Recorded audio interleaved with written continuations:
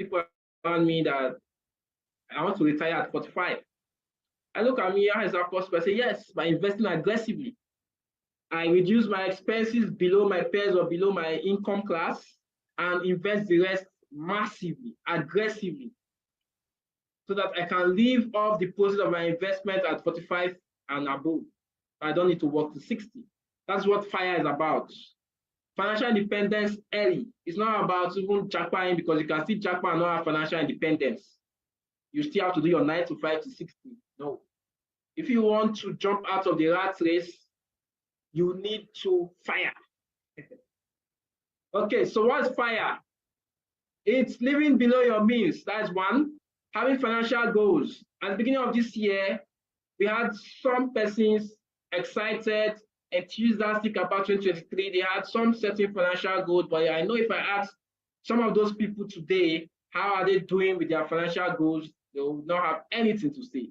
That's because the initial gaga, as common with Nigerians, has phased away. So you see another key thing there, investing aggressively. That is how you can FIRE. For those that are high income earners, you should be investing at least 50% of your income every month. There's no month that should go by that you don't invest 50% of your income. If you're a mid-income earner, you should be investing, 30 to 40% and so on. Okay, so this FIRE movement, it's a movement. If you are in America, I'm sure you would have heard this before. It's a movement in America, I think it's starting in America, where people want to retire before 60. I was telling a colleague over the week that I struggle to not understand how some of my colleagues, at 55, 60, they're not happy when they send them a mail that they need to retire. What happened? Somebody said it can happen to me. I said, no, it can't happen to me. It can happen to anybody else. It can happen to me because I'm already taking charge of my finances today. I'm already planning my life. I know that in the next 5 years, I'm not interested in leaving this country, and I have my reasons. I have a plan, with or without my job. So I know where I will be in the next 5 years, and I'm working hard on it. I don't live life by chance. We were in a conference recently with Matthew Ashimolowo. Some of us will know him. He's a pastor. It was the conference that I talked about. I think it was Real Money in Lagos. Very exciting conference. And he said that most persons, this is how they live their life. They wake up in the morning, rush to work, come back from work, have their bath, have some food, sleep. Wake up in the morning, rush to work, come back from work, have some food, watch TV, sleep. And they do that repeatedly. They do it 10 years, 15 years, 20 years, 25 years, 30 years. Only when they now get to 55 years and now say, hey, I will soon retire. That's when they want to start planning. You can't start planning at 55. Because if you start planning at 55, you will make fantastic mistakes. You would make fantastic mistakes. At 55, your brain cannot learn new things. Only about 1% of the human beings or population can learn new things at old age. If you try a business at 55, even if somebody holds you and teaches you that business, there's a high probability that you lose in that business than somebody that's 25. So you need to take charge of finances. So you're going to be learning all of these things as we go on today. Financial freedom. I was discussing with somebody as well recently. He said financial freedom is a myth. There's nothing like financial freedom. I say yes, there's nothing like financial freedom because you keep increasing your expenses as your income increases. That's why you can never attain financial freedom. As your income increases, your expenses increase. Income increase, expense normal. How can you attain financial freedom? Financial freedom is working when you want, where you want, at your own pace. And I'm looking forward to that very soon, maximum the next 12 to 13 years. So that I can be in control of my own time. That is how you can retire comfortably. Even those that work in Shell, Total and Co., when they retire, they get that gratuity. Go and look at them, go and do research. 5 years to 10 years, they don't pass 5 to 10 years. Most of them die, either out of loneliness or that they can no longer sustain that their expensive bourgeois or whatever lifestyle is.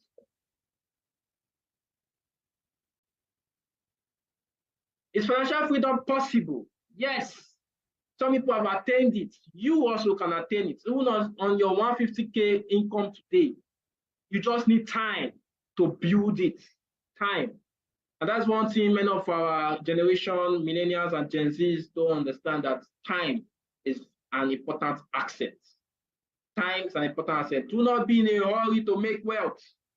And this is why in our ML community, I do not teach people quick ways of making money. I teach sustainable ways of growing money. You make money and you grow it. That is a way of attaining financial freedom, because if you make money quickly without going through the process, if you lose that money, you can't replicate it back. As I see Yahoo boys today, they hammer, they buy car, they are not able to hammer again, they sell the car and go back to penury. People that win Bet Niger, people that win all these ultimate search, BB Niger and so. Once they get that fat money at that first instance, 100 million is a lot of money. But I'm telling you that it is better to get 5 million every year for 10 years than to get 100 million in 1 year. You don't have systems, character, strategies, principles, habits to manage 100 million. In 6 months, it will be gone, because you don't live in Lekki where you think your mates are. That's not where your mates are. You only have just got 100 million for the first time in your life. In 6 months, you'll be back to the trenches. It happens every now and then. And people say life is hard. But meanwhile, they had opportunities and they threw it away. So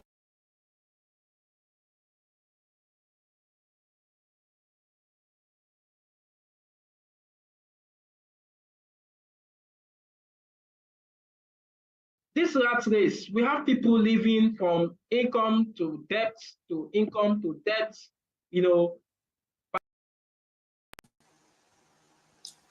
Hello, good evening, ladies and gentlemen. How you guys doing? Hi, Titans. It's another night, guys. I'm so excited to be here. I hope you are. Can you hear me loud and clear? If you can, please type in the chat box where you're joining us from. If this is your second time on Money Lessons Live on YouTube, you could type also, this is my second time. If it's your first time, let us know in the chat box. It's your first time as well. If you can hear me, I would like to see your comments.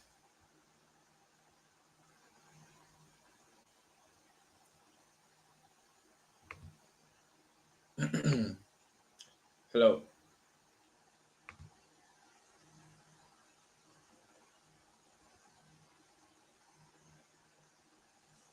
Okay, great. Moses, good to have you here this evening. Tell everyone in the community that we are live. Tell your friends that we're live. Send them the link.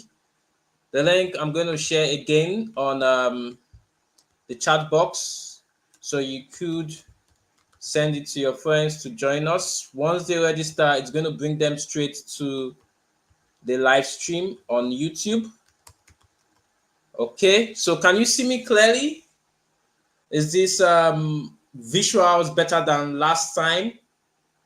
Or last time was better? Should I revert back to the previous one?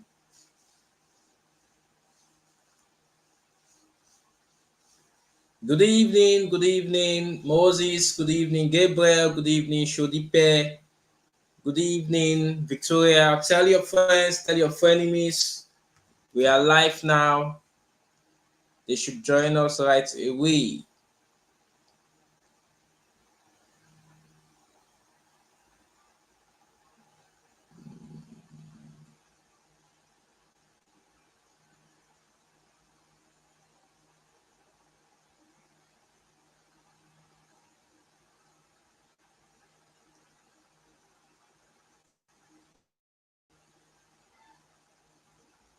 Okay.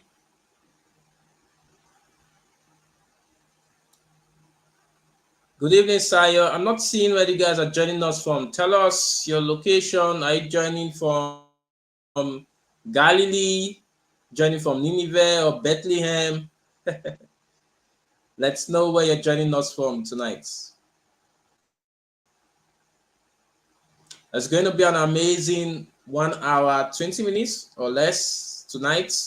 Whilst we're waiting for others to join us, get your book and bio. We're going to be doing some mathematics this evening, some financial maths, something that maybe you have not done before. So you need a book and you need a bio by your side. And put your phone on do not disturb in case your village people want to separate you from the blessing that's going to be coming your way this evening. So you have to separate yourself from every form of distractions so that you can get the best value out of this session tonight. Okay? We're still doing some housekeeping. If you want to improve the visuals, set your YouTube to 720p, or maybe you can set to 1080p depending on your phone's configuration. Sometimes YouTube tries to reduce the resolution to manage your data. So in case my video is not very clear, that's what you could do to make it clear.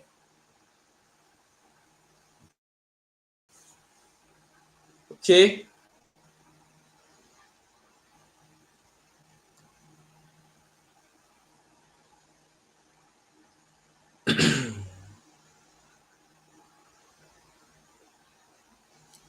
Okay.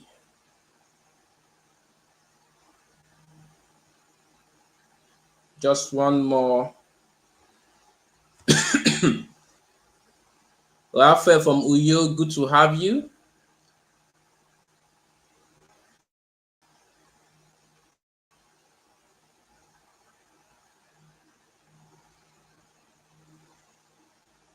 Okay, so we're about to good to go.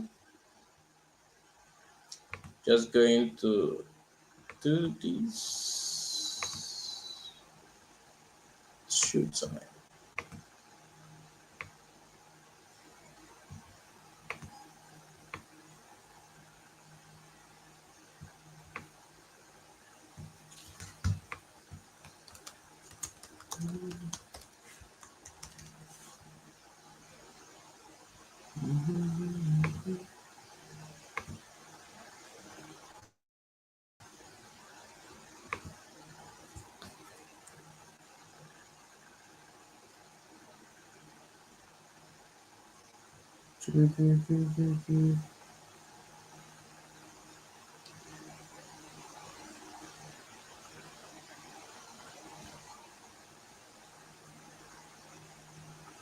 Okay, so let's go.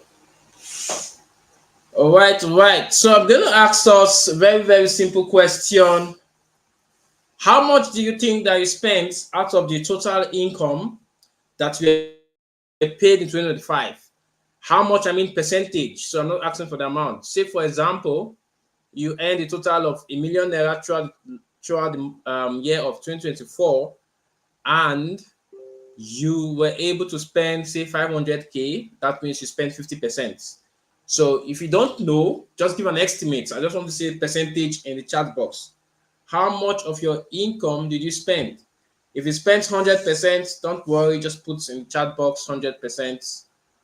Good to have you here, Ogbona from KB States, far down in up north. Okay, so tell us, how much did you spend from your total income in 2024? 20%, 30%, 40%. If you're not sure, you could also put you're not sure, but I would like you to just put a figure. This is going to be very important for you to compare at the end of the year, because at the end of the year, you should be able to, come to the point where you calculate to see how much of your income you spent and how much you kept. Very important. I hope you can hear me. I can see.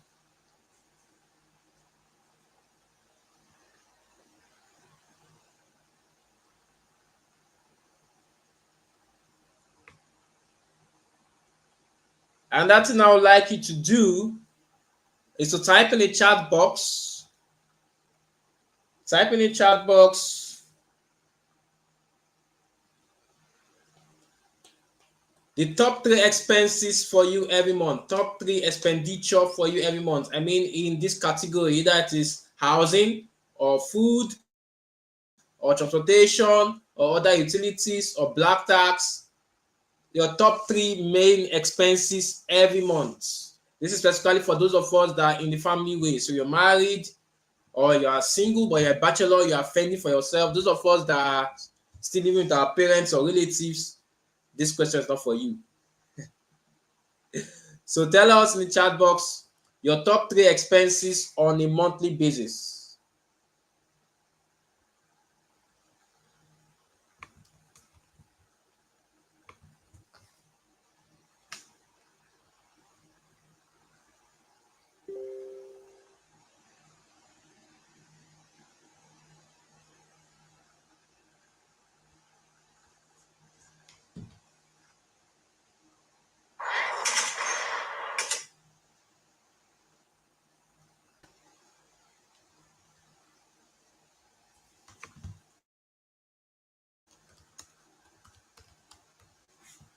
Okay, so I'm waiting for your responses. Is it my internet that is lagging or you guys can't hear me? Which of them? I'm not seeing your comments.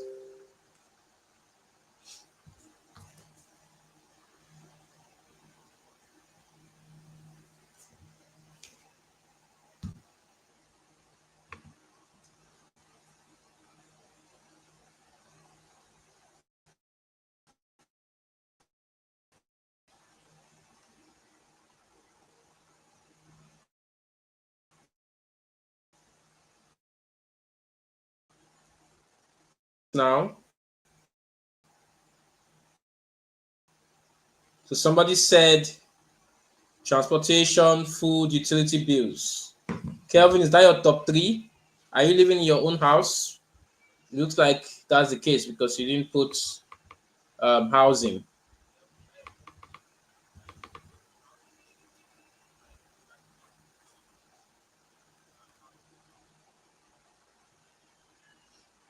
So before I started, I played a video. That was a replay of is it my internet? I need to be sure what's happening.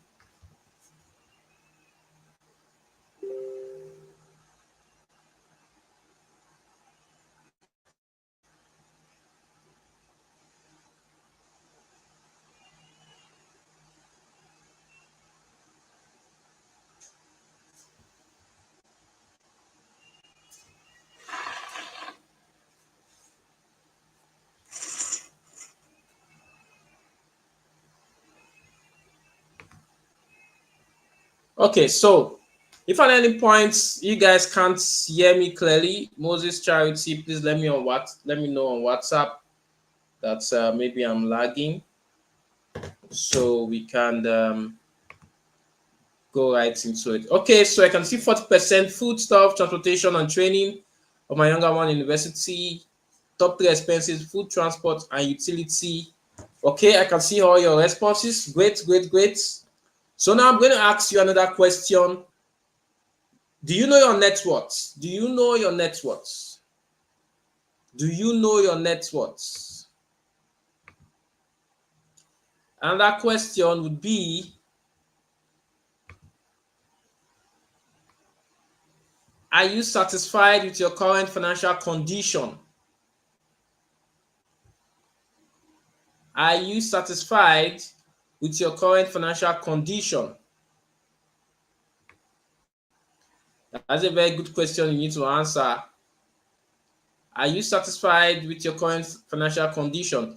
Catherine says rent, food, utility. So let's see in the chat box, are you satisfied with your current financial condition? So now talk about what is financial planning.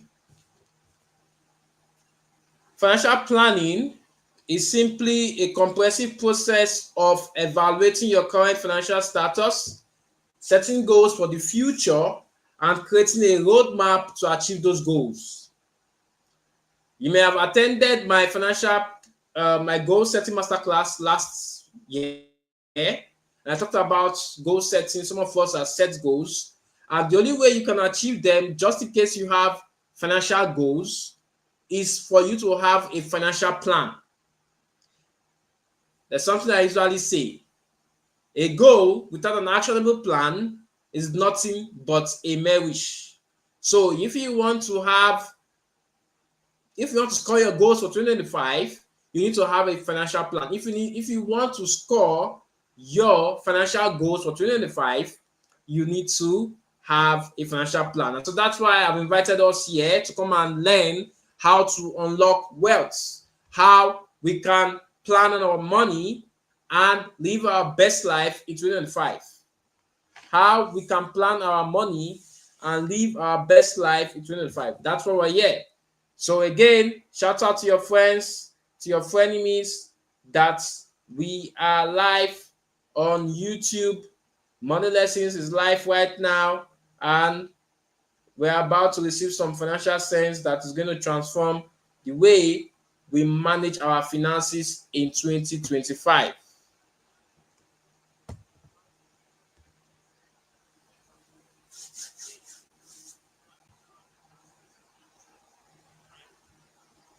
Okay, so I think we're good. We're good.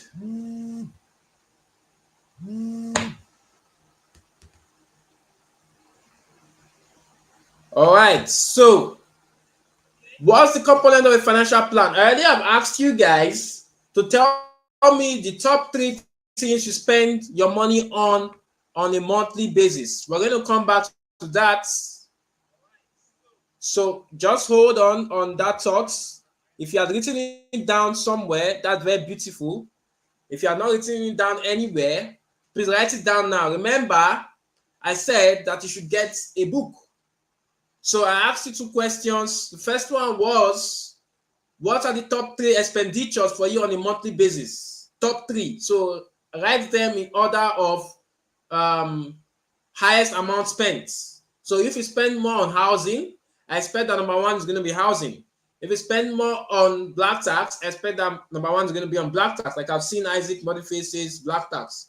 I don't know if he spends more on black tax than food, but in any ways, if that's your case, please write it down on a sheet of paper. Number 2, I've said you should answer if you are happy with your current financial condition. Are you happy with your current financial condition?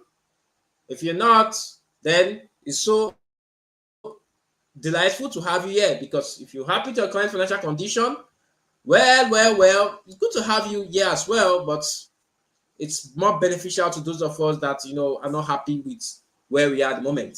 So what are the components of a financial plan? Financial planning is the core of personal finance. It is the reason why many people make money on a yearly basis, but they cannot account for it. Lack of financial planning is the reason. So if you do not have a financial plan for your life, other people will plan your money. Let me tell you something that you may not know. Some of us that spend heavily on black tax, some of our relatives know when we get paid at the end of the month. In fact, they know the day. They just need to call you a day after. Sometimes some of them are smart. They will wait for you and call you 2 days later. They know. So if you have not planned your finances a day, a month ahead, what's going to happen is that you find yourself spending money in places that you did not plan for. So if you're a salary earner, you're a freelancer, you're a business owner, you should have a simple tool called budgets. That is one of the components of financial planning, budgets. So write it down, budgeting. A budget is you telling your money how it should be spent before it is spent. If you do not have a budget for your money and for your finances, other people are going to tell you how to spend your money. Some of us, we have money in our bank account, and anytime we receive a phone call, we can't say no. Do you know why you can't say no? Because the money that's in your bank account has no plan on how it should be spent. Some people say spare money. What is spare money? Every money has to have a purpose in your account. As you get your income, in fact, before your income arrives, those of us that earn a fixed income, salary earners, you earn maybe 200, 400, 500, whatever it is that you earn on a monthly basis, before that money arrives, you are already budgeted on how it's going to be spent. We're going to learn about budgeting today, just in case you don't know anything about budgeting. Another component of financial planning is your mindset. Some people think that money is meant for spending. So as much as they make, they spend it, and they wonder why they are always broke. If you think that money is meant for spending, you should not be here. But good you are here, maybe you change your mind at the end of this live stream. Components of financial planning: goals. If you do not set goals, that means you will not know how to budget your money. Because it is because you have a financial goal, you know that this is the amount of money I should invest, this is the amount of money I should save, this is the amount of money I should have for personal development, this is the amount of money I should have for entertainment, because you have goals. Some years you put more money for entertainment, some years you put more money for personal development, some years you invest more. But what will determine how you're going to spread this money on a monthly basis is your goals. Another component of financial planning is investing. So those of us that earn money, you already know as a titan, someone that is smart about how he manages his or her money, ought to invest on a monthly basis. Some of us, we invest once in a year. January, February, everybody, euphoria is so high. People are talking about how to take charge of your finances, and then you jump into one or two WhatsApp groups and they tell you to invest here, invest there, buy land there, buy stock, buy crypto, you buy. And then after that period of time, throughout the entire year, you don't make any other investments. That is not the right way to go about investing. A smart person that knows how to manage his finances effectively ought to invest on a monthly basis as a minimum. If you earn a fixed income, you should be investing a fixed amount of money every month. I'll say it again. If you earn a fixed income, you should be investing a fixed income, a fixed amount every month. So the other things that will change for you is the other variables. Maybe the amount of money you spend on black tax, the amount of money you give to charity, the amount of money you spend on clothing, entertainment, all of those things are the variables. Another component of financial planning is savings. Another component of financial planning is black tax. Another component of financial planning is cash flow. If you don't have cash flow, you can't plan. How can you plan without money? So if you don't have an income, you should not be here. Last week, we talked about how you can make more money in 2025. So this session is for people that are already making money and have learned how to make more money based on what I shared last weekend. And just in case you did not attend last weekend live stream, you can get access, check your mail. I sent access to watch it. I think I have not deleted it, so you could still go back to watch it, right? So you need to have cash flow. If you have no cash flow, there's no basis for financial planning. Another component of financial planning is insurance. You need to insure your life. Many people are living on the mercies of God. God forbid bad thing. So we fall sick and we start praying because we don't have HMO. Simple thing as health insurance. Very basic, very cheap nowadays to afford. Some of us don't have it. Do you know that if you happen to fall sick for 4 or 5 days, that can disrupt your entire financial plan for the year? Likely, if you're a self-employed person, you're a freelancer, you're a business owner, maybe you are just the key person in your business. If you fall sick for 4 days, it can disrupt the entire financial plan for the year. So it is very necessary that you insure your health, so that at every point in time you feel funny, you run to the hospital to go and do checkup. Let's know what's happening. We're not guessing here. We can't be guessing about our health, guys. It's 2025. You can't be guessing. Some of us, we assume that we are having malaria, we're having typhoid because we are comfortable with some certain symptoms that come around us. So we jump into conclusion. You self-diagnose. And now in that self-diagnosis, the sickness escalates. Some people now fall sick 1 week, 2 weeks. Come on. These things can be avoided if you have an health insurance. So we're going to be going over each of these components one by one. But first of all, it's good you understand the benefit of financial planning. Some of us don't know the benefit of financial planning.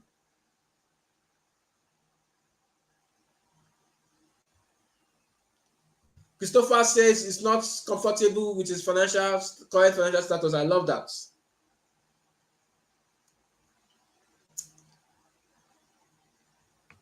So, one thing that you need to come to understand first is knowing your current financial situation. Many people do not know their current financial situation, if it's bad, good, or very good. So they're just cruising life. Like I said, by the message of God, all is well as long as, we are alive. Some people would say, when there's life, there's hope. They have been saying this for the past 10 years. In fact, some people have been saying for the past 20 years, when there's life, there's hope. Because they don't have a financial plan for their life, they can't even quantify how much progress they're making in life. Year in, year out, they are in the same place. In fact, some people, year in, year out, they are retrogressing. They are going backward because they don't have a financial plan for their life. When you set up a financial plan for your life, you can measure. Am I making progress? 2023, this is where I was. This is how much I was earning. This is how much I was spending. This is how much I was investing. This is how much I was giving out to black tax charity. Take, for example, the money I give today in church, if I attend church today, the money I used to give 4 years ago is not the same amount of money I give today. That is a simple way of knowing that I've grown. So some of us, we don't even know if we're giving more money, to church. For those of us that are religious, we don't even know if we're giving more money or less money because you can't measure it. So, benefit of financial planning, it helps you prepare for emergencies. Like I said earlier, some of us, we are living on the mercies of God. We have no plan for emergencies. If it happens, we start running helter-skelter, looking for who to borrow or who to call for urgent 5K. It always hits me that some of us that manage to put our finances together, those of us that decide to be careless about our finances, always run to come and meet us to collect money. Regardless of how little you earn, you can plan your money. I'll say it again. Regardless of how little you earn, you can plan your money. So, benefits of financial planning, number one, prepare for emergencies. Number two, it improves your financial understanding because by the time you start planning your money, you start knowing how to budget, you start knowing what is interest rates, you start knowing how to save, you start knowing how to, insure, how to invest, a lot of other things that you never took seriously, you start taking it seriously because you have just started planning for your finances. When you start planning for your finances or planning for your money, it improves your standard of living at the end of the day. I was talking on Facebook about this food ajo, and some local people were reacting on the post talking about how I don't understand how food ajo saves lives and all of that. Some people do not know how to plan their money, and so they leave their finances for other people to plan for them. When you go into food ajo, they contribute money every month, and over a 12-month period or maybe less, they give you foodstuff. How can you not put that money together by yourself on a monthly basis and then go and buy the foodstuff yourself? It's because you are financially reckless. You don't know how to keep money. You lack discipline. That is the reason why you trust that somebody else will keep your money for you on a monthly basis without interest and then give you foodstuff. And you're not happy. I saved for 5K. They gave me 1 bag of rice. They gave me 2 bottles of groundnut oil, and they gave me 5 tomatoes. Come on, that is poverty mentality. If you keep money yourself on a monthly basis in an account that can give you interest of about 15 to 20%. At the end of that period, you have more money to buy even more than that foodstuff that they give to you. They just make you feel like they're helping you. They're not really helping you. Because those guys are businessmen and women. There's no way that they'll go and buy those foodstuffs at a higher price and give it to you at lower that you contributed. I see some posts, they say that it's 17K that these people contributed to, but what I gave to them is worth 20K. It's a lie. Nigerians are not generous like that. They're lying, they're deceiving you. So when you make plans for your own money, it improves the standard of living. It helps you to attain financial independence. It also fosters financial security, because some of us, we are scared about not having food in December, so we start giving somebody money on a monthly basis to help us have food in December. It's because you don't know how to plan your money. If you know how to plan your money, you would have food in December. From now, it's 12 months away to plan for it. Financial planning helps you achieve your goals. So there are different kinds of financial plan. There is short-term financial plan, which is about 1 year to 2 years, and there is medium term, which is about 2 years to 5 years, and there is long term, which is 5 years above. So once you're making a financial plan for your life, you need to consider where you're going to be at some point in time. One of my proteges was talking to me about, a girl that is considering to get married to, and, he said he's really interested in marrying this girl, and the girl lives, overseas. And he was telling me about doing a master's. I was like, if you really want to go on with this relationship and she's abroad and you're here, if you start up a master's, you need about 2 years plus to finish it. Are you saying that you're going to be dating over 2 years without seeing each other or without traveling to go and meet her? And he thought about it. After some days, he came back to me and said, it's not going ahead with the master's. This is the situation that some of us find ourselves. Because we're not able to think long term, we make rash decisions that are not profitable. Somebody also made a post on Facebook recently talking about how some people that have not even mastered what they are doing, going for masters. The skill that they're learning, they're not good at it, they're going for masters. Some of us, we decide to go for masters in Nigeria just so it looks like we are progressing. People are asking us, what are you up to? I'm doing my master's. So, hey, I'm doing my master's. Don't get me wrong. It's good to do masters. But don't go and do masters for the fun of it, or just to get yourself busy, or so you can deceive yourself that you're making progress. Because some of us, when we work, even after your masters, they're not going to give you more money. So if the masters are not going to give you more money, put it aside. So whatever plan that you are cooking for your life, think about it. What is the end game of this plan? If you're going to do a master's now, for example, am I going to quit this job to apply for a higher job? Is my organization going to consider this master's program as just going to be a decent thing on my CV as a line item? Even the course I'm going to study in master's, is it applicable to where I work? The industry I work right now, would they value that master's degree program?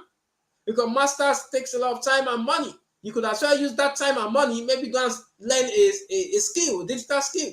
Some people would say that it's easier to do masters than learn a digital skill. That's not true. It's the same effort, the same time. It's just your mind that thinks so. So if you want to get a certain result in the next 2, 3, 4 years in terms of money, and you have to make a decision, you have to compare which is better. What is going to be the output? Not just how you feel. What's going to be the output? Because I tell people every time, a lot of people try to pretend the reason why we are all working is because of money. Somebody was asking me recently, I think a family member, I was telling the person about how passion is overrated. And the person asked me if I'm passionate about my job. I said, no. And they asked what am I passionate about? I said, I'm passionate about making money. I don't care about what I'm doing right now. Like I'm doing something else in the next 1 year. The end goal is make money. As long as you can make money continuously, you enjoy life. Don't let anybody deceive you about passion. I'll be called to do this, I'll be called to do that. All of those things are things you learn. What is most important is money. As long as you have made a lot of money, then you can now start thinking about passion. But for now that you don't have enough money, like I've asked many of us if we are happy to acquire financial, many of us have said no. So that means that money is more important to you right now than anything else, than passion. So in that financial plan that you are cooking up for your life, right now, is it going to make you more money? Some people getting married makes them more money. Some people getting married puts them into financial debt. Look at the image that I shared in Money Lessons community today. The guy got married and the wife shipped 2 people to her house to come and join them. And now he's financially constrained. That's because they did not make a financial plan before they got married. Otherwise, while they were in the marriage, they did not have a financial plan. That is why they did not consider the fact that bringing 2 additional adults to the house will cause a strain on their finances. So whatever plan you're cooking for your life, think about it. Is this going to have a 1-year timeline, 2 years timeline, 3 years timeline, 5 years timeline, and so on? I tell people every now and then I'm not interested to leave Nigeria now because it's not part of my financial plan for the next 5 years. So I would not use what is happening today in the society to destroy my long-term financial plan. So the same thing for you. Your mid-term financial plan could be to learn a digital skill for the next 1 year, because some skills you don't need 1 year, you need like 2 years. Say coding, programming, all those deep courses, deep skills. A long-term financial plan could be to build a house. So you know that you have a land somewhere and you say, okay, I want to build this house within the next 3 to 5 years, and you want to build it slowly, which I usually don't advise anyways. I don't like the idea of building a house over 5 years because in Nigeria, cost of building materials increases every other week. So it's going to cost you much more over time when you're building small. But if that's your plan, say, okay, you want to build a house, and then look at it over 5 years, then start having to quantify how much it's going to cost you, because some people start a project without quantifying the costs. Some how much time and effort is required for them to learn it and master it. Some people go for a program without even evaluating if they are right fits for this program. And as such, they start and don't end. It's the reason why many people start a race and don't complete it, because they did not sit down to do a proper evaluation. So they waste time, they waste money, and they wonder why they're not making any progress. Some people last year, I started my Facebook journey. I've always been on Facebook, right? But I mean, in terms of money lessons, I started talking about money lessons on Facebook in January 2023. And since January 2023 till now, I've seen people in their inconsistency elements. What I mean is that they come today, talk about certain project, they come and position themselves as this person. In another 3 months, they come again and position themselves as this person. Before you know, another 3 months, they have abandoned that one. Some people create groups. Sometimes we join all those their groups to just see what's happening. So they create this group. After 3 months, they abandon, create this one. Inconsistency. Do you know why? Because there was no plan. If you are sat down to evaluate the project or whatever you want to do and think about what is going to cost you to do it for 1 year, when challenges come your way, you wouldn't run away. It's because many of us would not evaluate what is going to cost us to run that project. So when we start it, along the line, we disappear. The challenges chase us away, or we just become bored. I talked to some business owners, they're telling me about how they get bored easily, doing their business, and that's why they start up new projects here and there. All of those, some people get excited when they are managing multiple businesses. They ask them, what do you do? Say, I manage multiple businesses. All the multiple businesses, revenue reach 50 million naira in a year.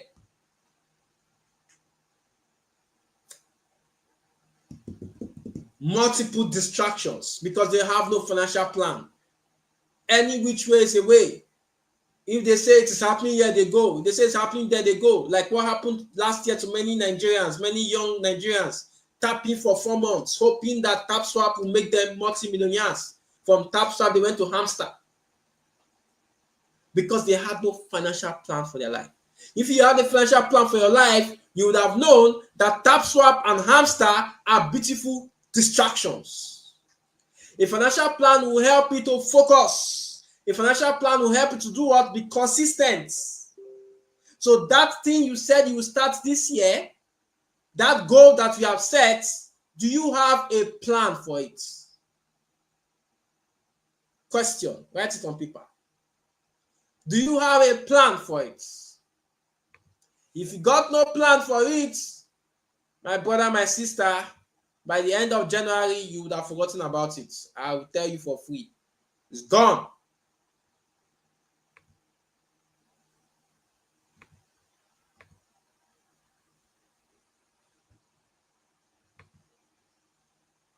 So you need to create a financial roadmap for your life. As an individual that is here today, maybe you don't understand the fact that there's a certain time to learn, there's a certain time to build, there's a certain time to scale, and a certain time to retire. One time my sister asked me that what can I do, well, what can I recommend for somebody that is in his 40s and he doesn't earn, enough to feed his family. I said, there's nothing I can do. And she was like, what do I mean? I said, I don't feel like I can't help you. You're in your 40s, you don't earn up to 100K per month, and you have family members. What can I do? You just continue praying for a miracle to happen. But if you're a young person, you're in your very active age between 16 and 25, I know I can tell you to go and learn a digital skill because your brain is very receptive at that point in time.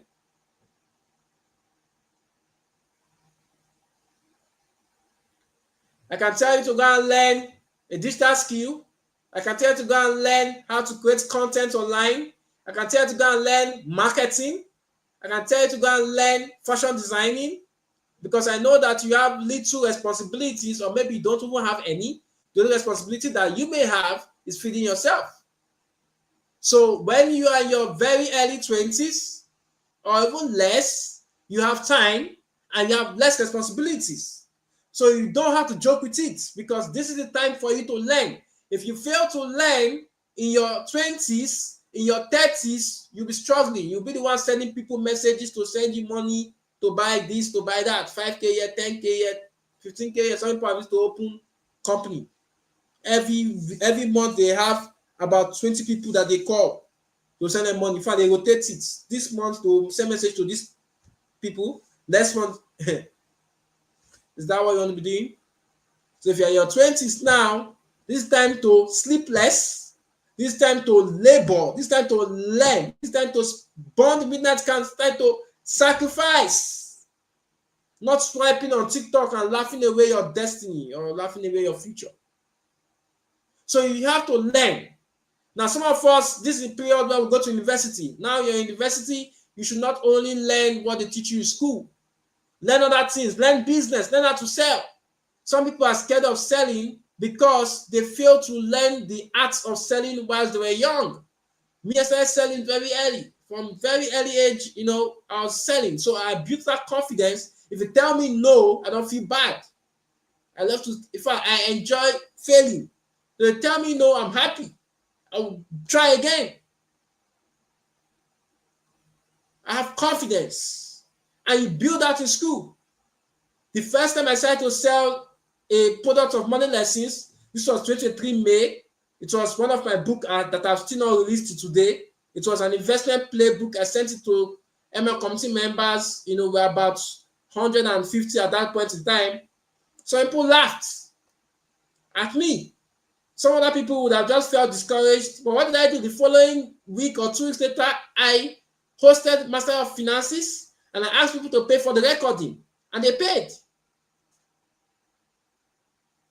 Confidence. So in school, learn how to sell.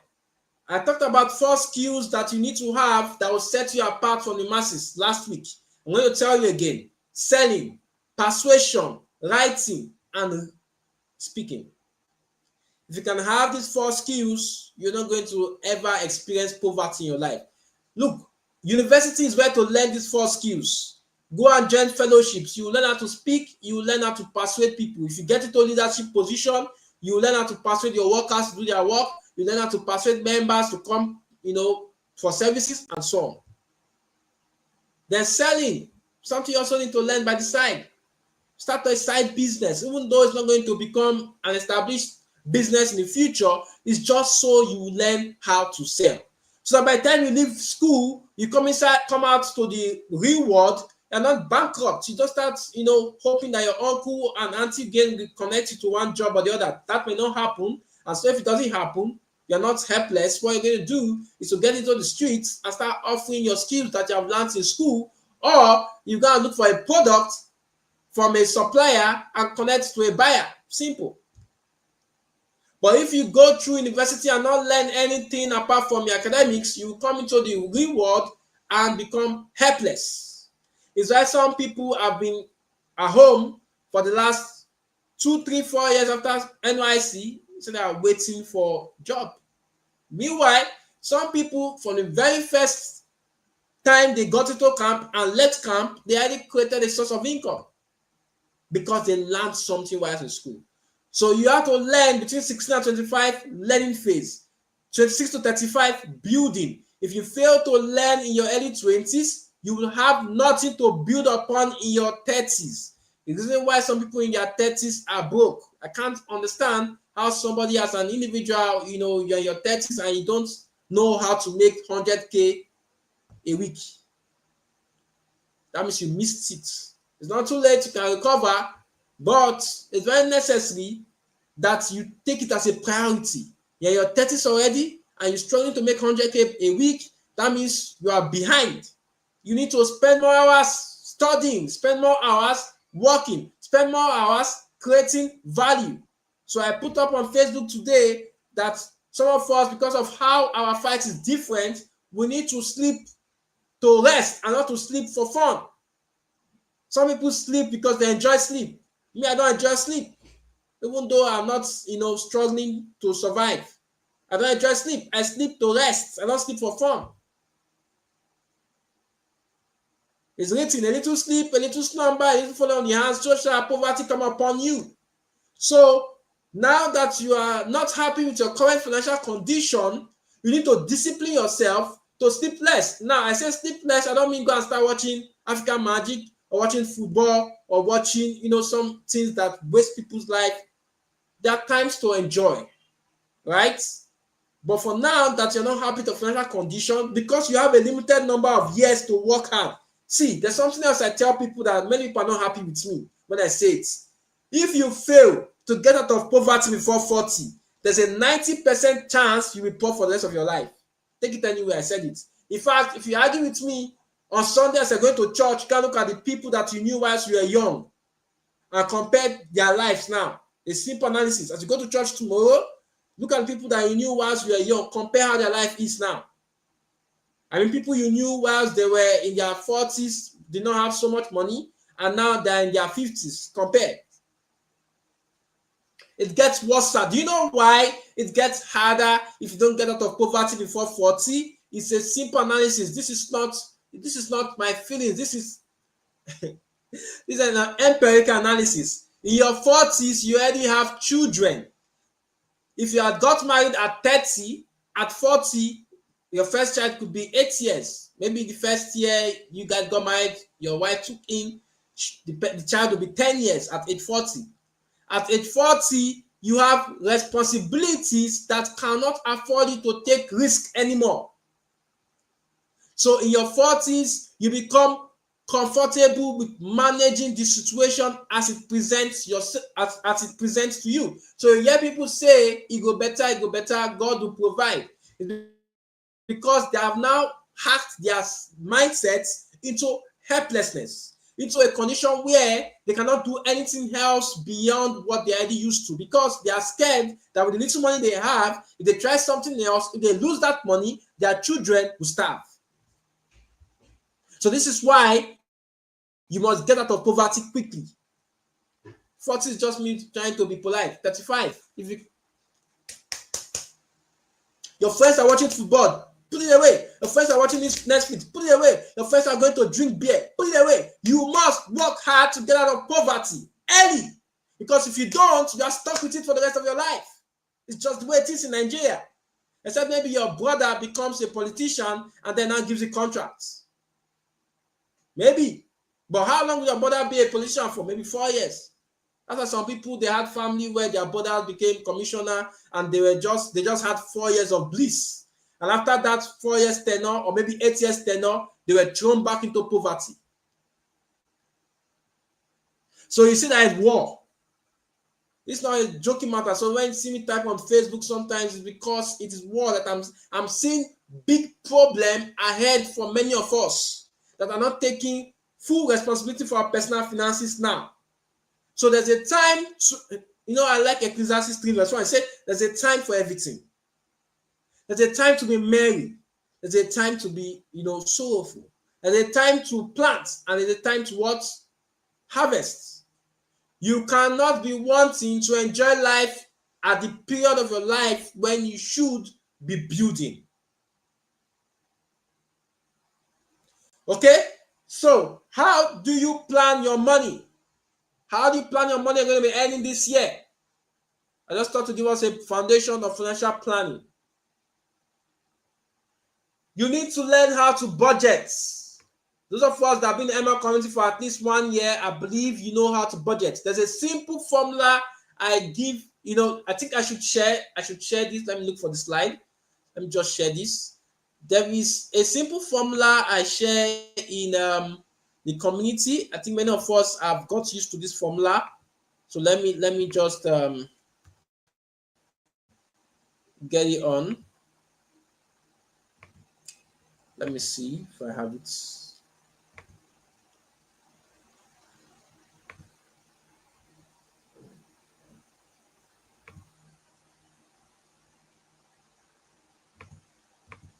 Okay.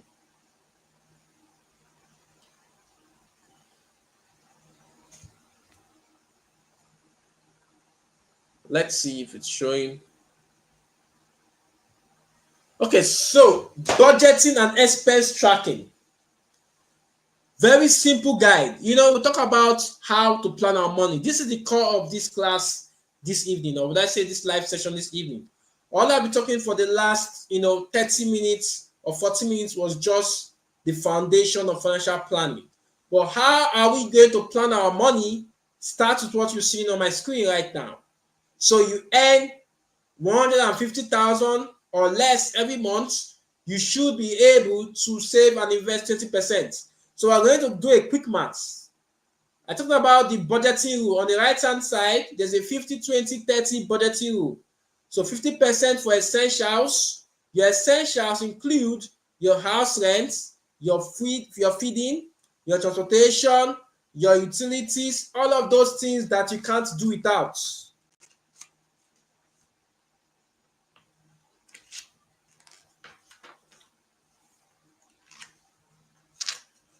So I'll say it again.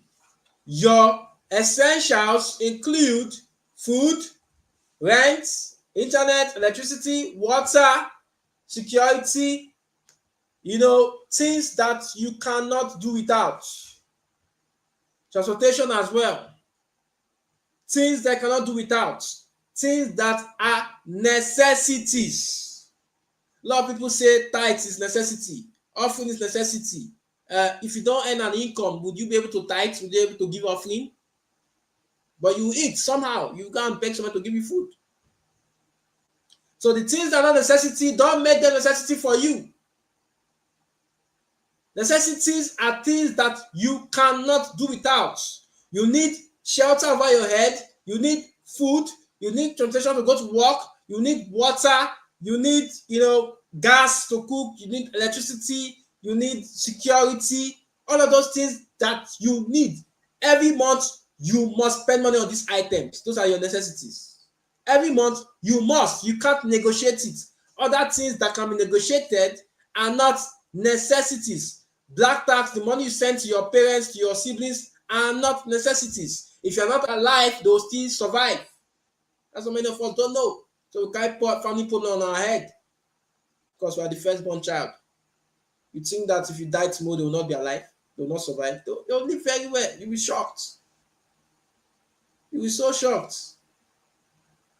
So do not make things that are not priorities for you become priorities for you.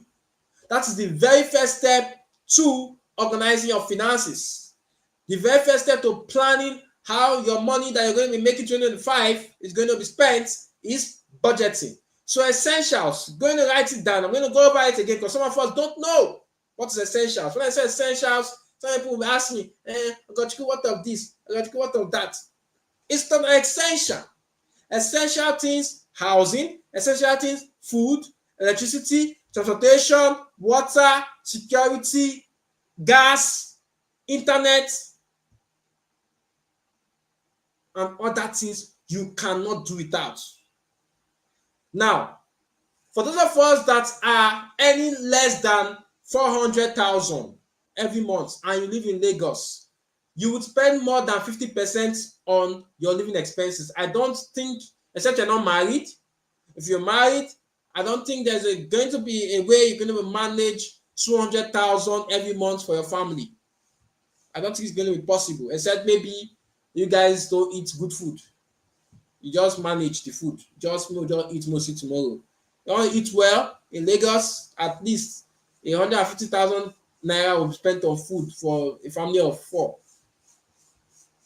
By my own this is not what I spend. I spend more than that. But I'm just saying, based on my current, understanding of the markets, how much food costs, and related to how much I was spending before while I was single, I'm just giving an estimate. So we have to be real with ourselves. So this is what we're going to be doing now. Put your amount that you earn every month on one side. You can draw a line. I wish I can show this. Maybe I will be able to.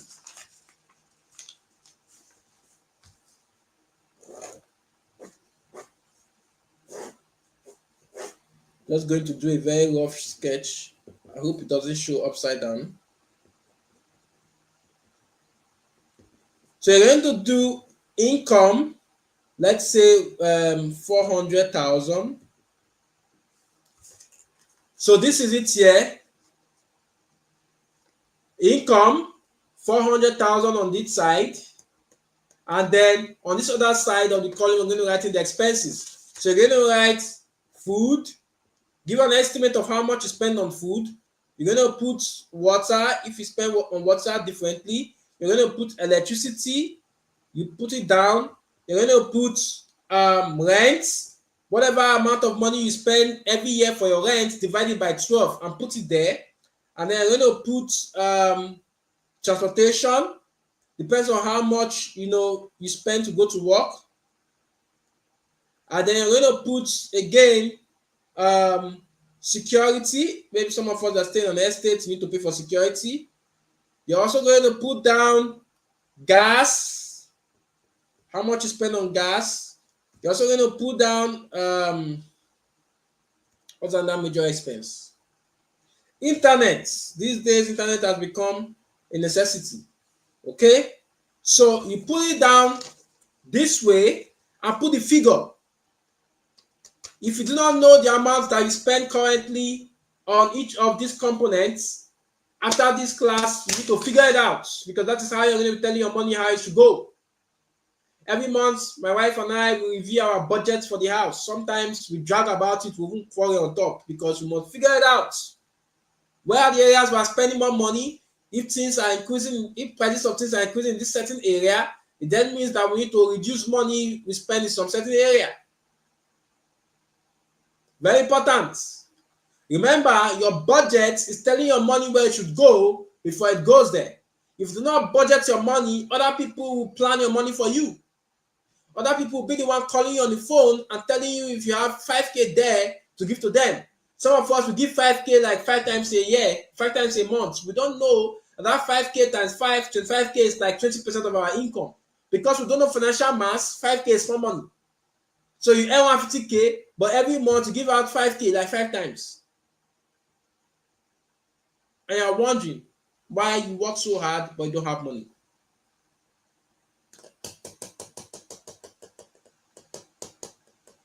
I hope you can see the sheet of paper. Maybe I'll snap it later and share it to my community or somehow. I did not have slide for this money lessons live, no slide, but this I just figured that I needed to at least show this one that I show you now.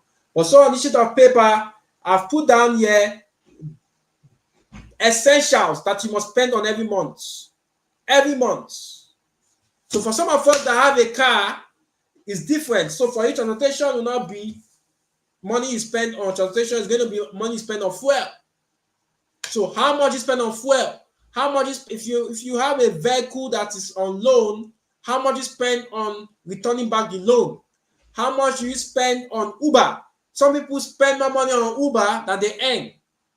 Many ladies in Nigeria, in Lagos especially, they spend more money on Uber than their salary. What is saving them is money from other people, money from their different boyfriends. Otherwise, they will not survive it. There's no harm in spending money on Uber, but if you are someone that is financially disciplined, you will know when to use Uber. When I did not have a car, I used to use Uber seldomly.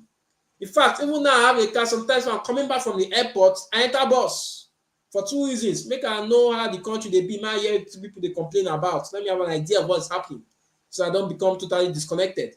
If I'm not carrying box, if I'm just carrying a backpack, maybe just for just a 3-day, 4-day trip, once I land at Ikeja MM2, I come out, I walk outside, fly bike to under bridge, from under bridge, enter bus, reach house.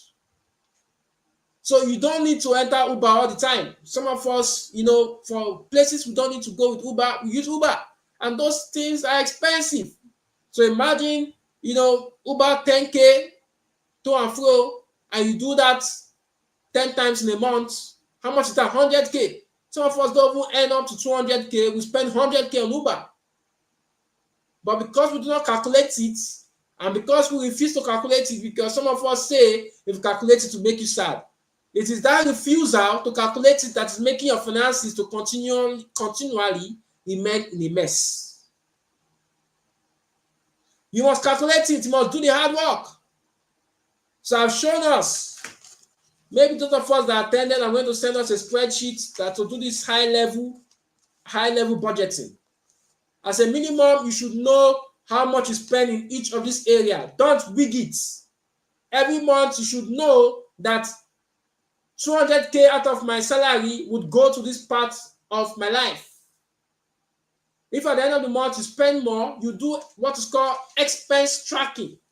You now look, I said I'm going to spend 100K on food. I got you now 150K you spend. You chop away this month. Okay, next month we know what to do and what not to do. That's it. Now, once you have done your essentials, the next is savings and investing.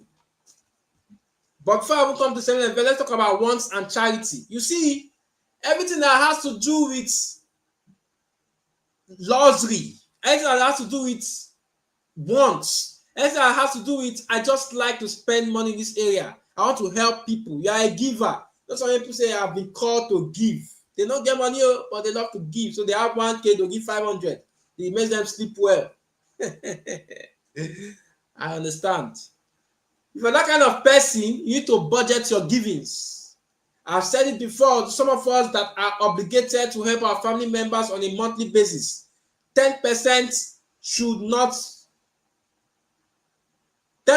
of your income should be budgeted for black tax, not more than that. If you earn 100K, 10K, as your income increases, the quota for black tax will increase. That is why I use percentages. I'm not telling you fixed figures. If, for example, you earn 500K, 10% is 50K. So every month you know that for your black tax account, you drop 50K there. Guess what? You do not need to send them 50K every month. What you could do is that you accumulate it. Maybe quarterly, you can help one family member significantly. See, the idea of giving that 2K, 3K, 4K, 5K year is you encouraging laziness. To some extent, especially for those of us that have sisters or siblings that have graduated from school but are still relying on us. If they're still in school, it's understandable, right? Those of us that are in school, we have parents to take care of us. So if you have siblings that maybe your parents are no longer buoyant, they're in school, understandable. But graduates, I've done NYC, and you're giving them 5K, 2K, 3K, no, you're encouraging laziness.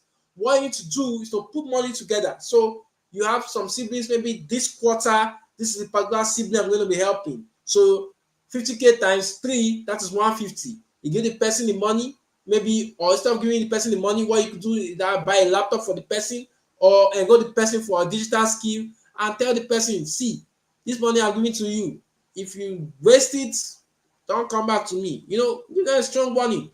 And then everybody knows they have done your part. Tomorrow when people ask you why I'm not helping your brother, I say I've tried. It feels to be helped. Yes. Some people cannot be helped. I always say it. Some people are helpless and they cannot be helped. So you just do your best and leave the rest for God.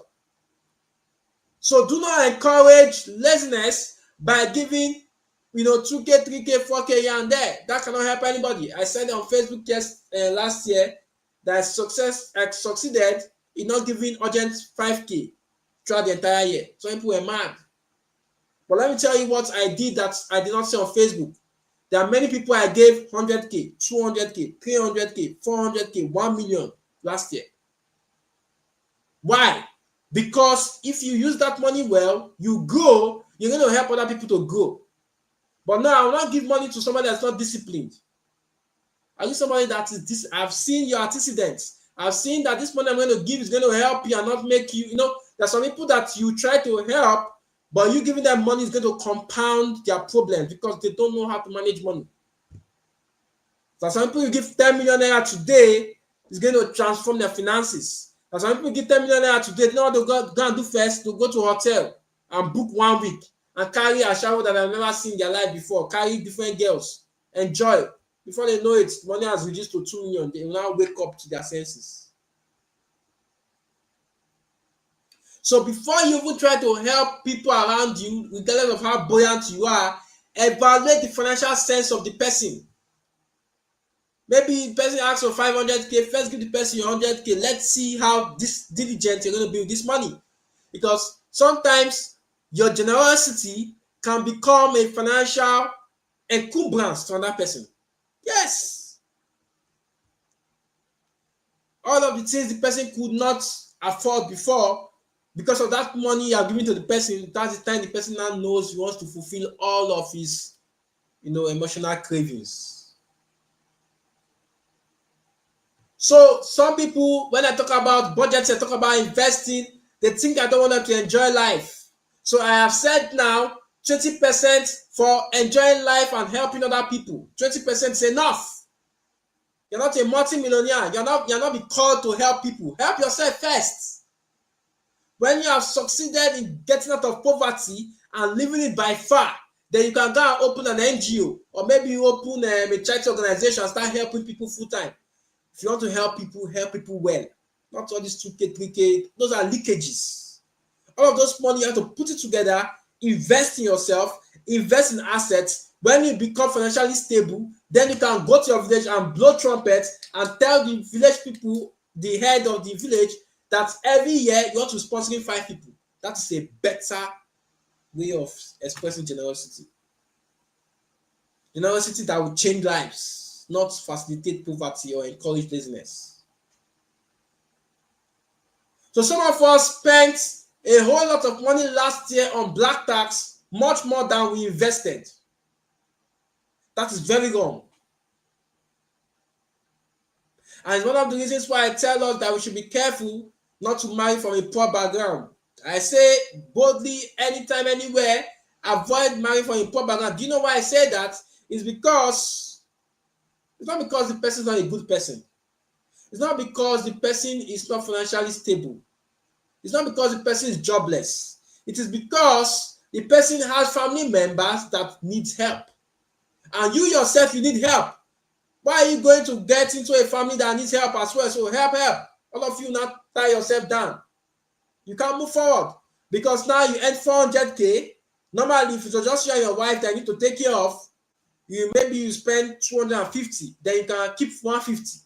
150 you can divide into 2 and say some part for personal development, some part for investing in assets. But guess what? You have 400K and your wife brings 2 siblings to the house. So you now spend more money. You can't even save the 150K anymore. At that point in time, what can you do? If your wife tells you that she has two siblings that have nowhere to stay. You have no choice at that point in time. So now you have a choice. You're not married. Do not, with your two legs, go and get into a family that they have plenty financial problems. Except you are very, very rich. That is the only exception. You are very, very rich such that you can sponsor all their family members and you will not feel financial stress or financial strain. Many men are strained financially not because they don't earn enough money, but because the financial responsibility upon them is more than they can carry, and then carry themselves enter the family because of love. I posted on Facebook today, finance is greater than love. Finance. There is no romance without finance. Go and look at the people that are having problems in their marriages today. Most often than not, it is money-related issues. Either the man no gree give am money to give am mama, or he no gree help his sister, or he no gree do that one. He's just unending quarrel upon quarrels because money is not in abundance in the family.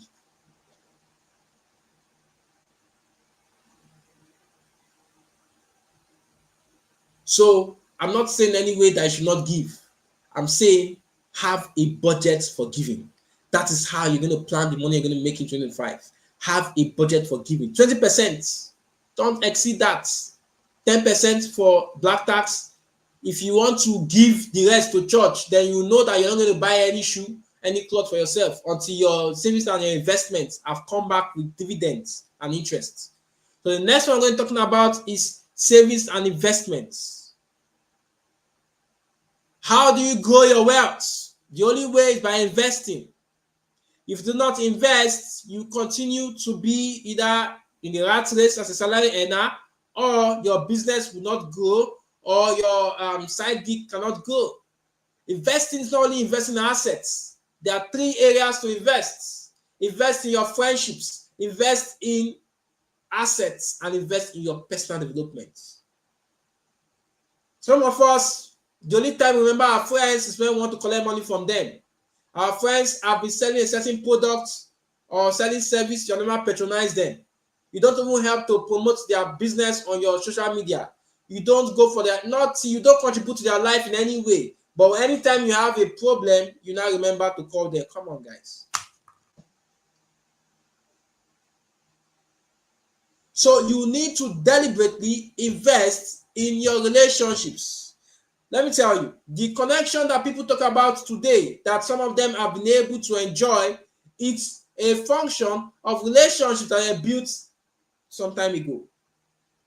So also, the connections you're going to have tomorrow to open some certain doors, either for business or career, are based on relationships that you nurture today. Some people don't know how to nurture relationships. Like I said, it's because they are only depending on their friends to give them, to help them. They are always the help me. If you are always the help me amongst your friends, they'll run away from you. You know, I hear some people say that their friends abroad don't take their calls. How can they take your call when the only time you call them is help me? They can't. There's nobody I'll call overseas and not answer my call. In fact, I haven't helped some of them more than they helped me from that way. Either I help them by sharing my knowledge in some certain area, I will help them facilitate some transactions. So invest in your relationships, invest in your friendships, invest in yourself. This year, I already told us as a minimum, you're a career person, get certification. You're a business person, go for professional training, either workshops or whatever conferences, attend. Send your staff there to also get skilled up, to get, what's the word? Refined. You're a freelancer, improve yourself, the area of the tools that you need. There's something to do. Don't just live 2025 the way you live 2024. No. The more you invest in yourself, the more money you're going to make. I'll say it again. The more money you invest in yourself, the more money you're going to make. There's a saying that investing in oneself yields the best dividend or profit or outcome, because there's no downside of investing in yourself. There's no downside.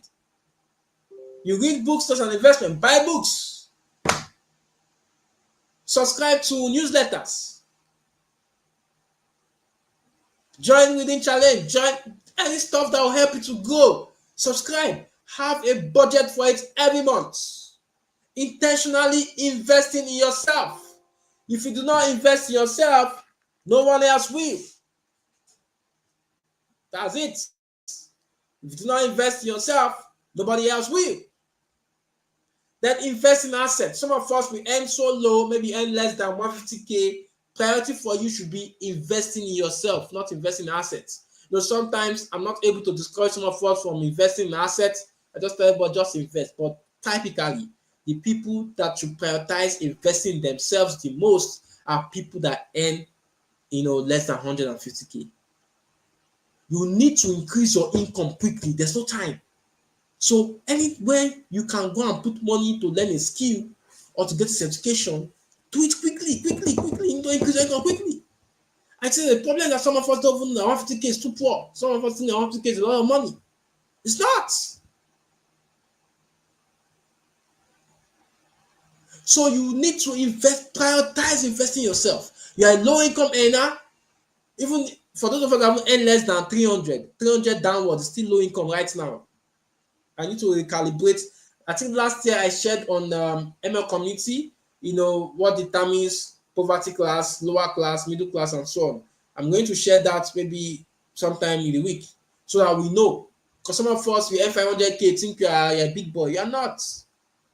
You are just a little step away from poverty. If your income for 1 month is stopped, think about it. How are you going to survive? How many of you on this call this evening can survive without 3 months' salary? How many? You don't need to answer me, but just ask yourself, can you survive without an income for 3 months? Can you survive without an income for 6 months? If you cannot, that means you are currently in the position of what they call financial instability. Because if you lose your income now, you got to start panicking.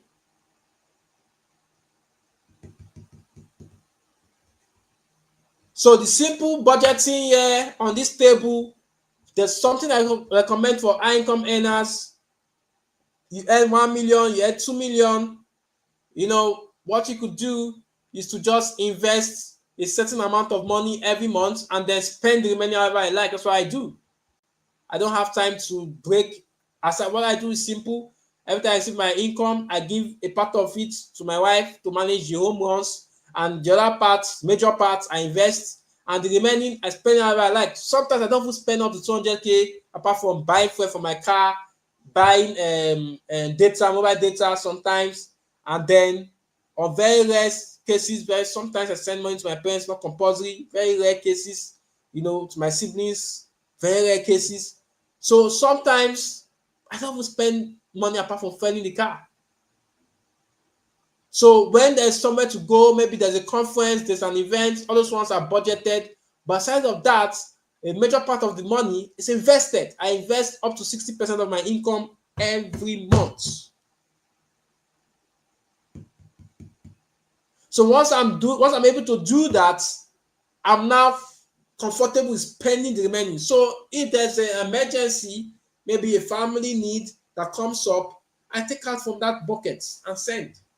But first, I invest. First, I take out money for essentials. Like I said earlier, if you're married, this is a simple thing I do for my family. It may work for you, it may not.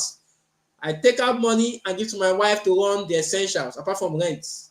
She runs the essentials, and I just top up sometimes, buy some few things, some groceries sometimes. But the major one she does with the money I give to her. Sometimes the money is exhausted, sometimes it's not. And then I invest. Then whatever comes after, I spend the way I like. That's a simple hack. For those of us that earn 300, 200, you can't do that because every 5K matters. Every 5K counts for you. In fact, every 1K counts. And that's the problem many people, especially those of us that earn a low income, we don't value 1K. 1K is a whole lot. 1K, 150 places. It's not so much money, but it's of high importance that you manage it well.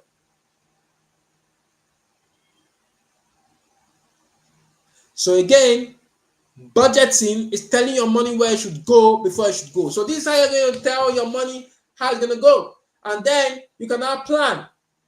Instead of you buying clothes every month out of your wants budget, you accumulate it, over 3 months, over 4 months, 5 months, and then you go shopping. Sometimes some people go shopping every month. I don't know how they're able to do that. Some people do it every quarter. I feel that is also too excessive. Twice a year. For me, I do once a year most of the times. Twice a year, I think, is more than enough. If you are shopping more than twice in a year, I will tell you that you are a reckless person. Is that you're a celebrity? If you're not a celebrity, you are a reckless person. You are living the Kim Kardashian way of life, and you are just designing your life to be stuck in a rat race forever.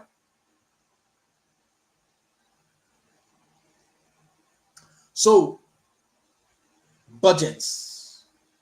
Design from this night, design or determine how you want to spend the money they're going to pay you in January. Some of us are owing debts, maybe not. Those of us are owing debts. Part of your budget, instead of investing 30%, you can divide into 2. Use 50%, sort out your debts, 50% to invest. Now, if the debt is a bad debt, you need to pay it off quickly. There's some debts that you can stagger it. Like me, there's every point in time I'm owing money. Every point in time I'm owing money. Good debts because it's cheaper to pay. Some 8%, 10% per annum. Very cheap. So if you have a good debt, don't be in a hurry to pay off. Invest so that you can get more value for your time, for your money rather. But if it's a bad debt, pay it off. So some of us, the only financial plan for our life this year of Q1 would be to pay off bad debts. So if you have bad debts, please find a way to start paying off quickly.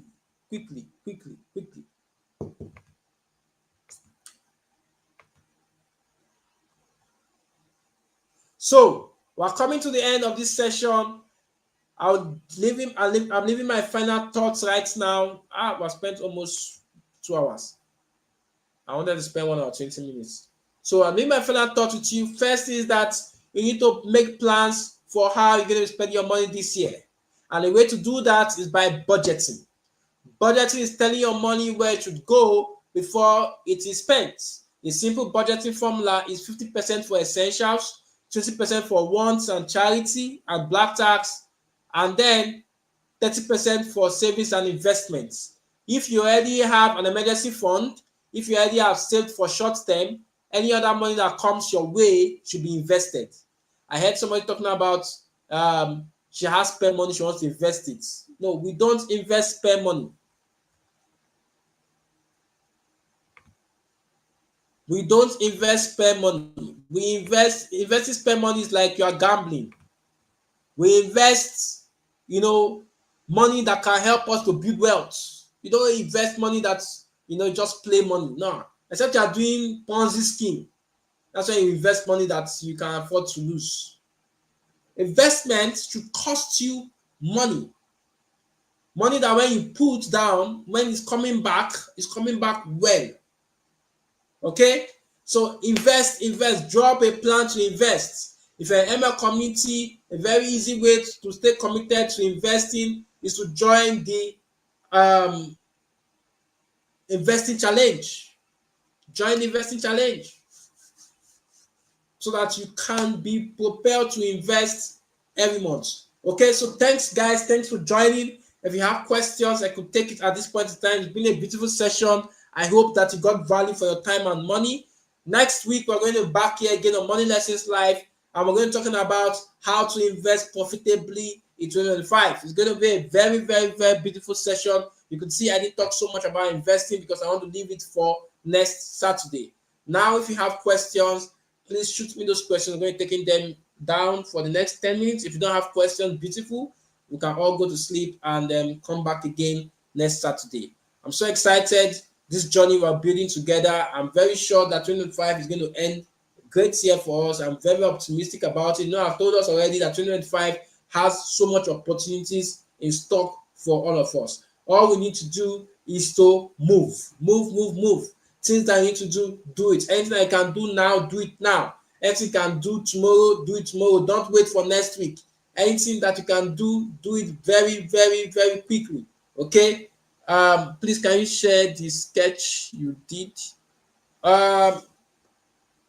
Okay, I would do that. I'll do that. Let me see if you can maybe you can screenshot it. I'm showing it now. I don't know if it's showing very clearly.